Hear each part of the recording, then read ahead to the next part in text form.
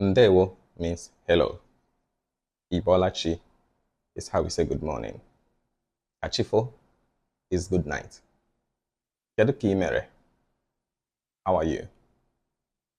Ademoma, I am fine. Pay attention to the mo in ademo ma.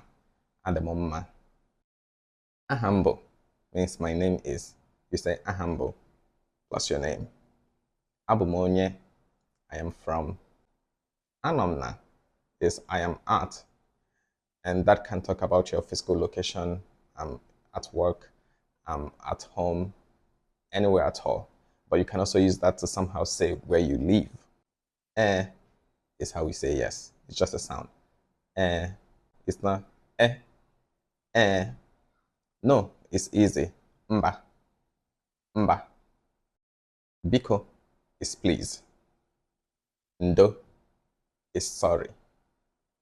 Eweliwe is excuse me. Dalu is thank you. And when someone says dalu to you, you can say unsobade.